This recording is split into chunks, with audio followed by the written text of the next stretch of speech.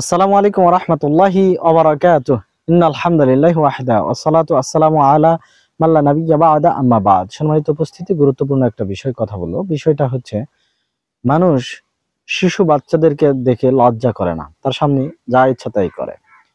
আবার মানুষ কোনো পাগলকে দেখেও লজ্জা করে না, কেননা সে কোনো কিছু বোঝে না, কাউকে বলে দিতে পারবে না। মানুষ চতুষ্পদ জন্তুর সামনে খারাপ কাজ করতে লজ্জাবোধ করে না, কেননা এই বাকশক্তিহীন পশু কারো কাছে বলে দিতে পারবে না। তাই মানুষ সাধারণ মানুষকে ভয় পায় না, কিন্তু জ্ঞানী মানুষকে বেশি ভয় পায়। আবার অল্প সংখ্যক মানুষকে সে যত বেশি ভয় করে, তার চেয়ে অনেক বেশি ভয় করে বহু সংখ্যক মানুষকে দেখলে। মানুষ সাধারণ মানুষকে দেখলে তেমন ভয় করে না, যতটা ভয় করে প্রশাসনের মানুষকে দেখলে।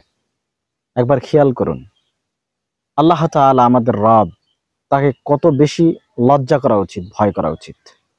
মহান আল্লাহ তাআলা আমাদের সবকিছুই দেখছেন।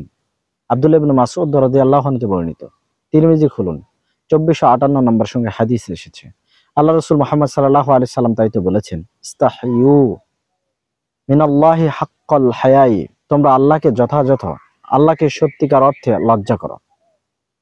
সম্মানিত উপস্থিতি, আসুন না আমি সহ আমরা প্রত্যেকেই মহান আল্লাহ তাআলাকে সত্যিকার অর্থেই লজ্জা করি, ভয় করি, লজ্জা করে চলি। আমাদের সবকিছু তিনি দেখছেন। আল্লাহ আমাদের সেই তৌফিক দান করুক, তার ভয়, তার লজ্জা আমাদের অন্তরে জাগরুক রাখুক সর্বদাই। আমিন। ওয়া আখিরু দাওয়ানা আনিল হামদুলিল্লাহি রাব্বিল আলামিন। আসসালামু আলাইকুম ওয়া রাহমাতুল্লাহি ওয়া বারাকাতুহু।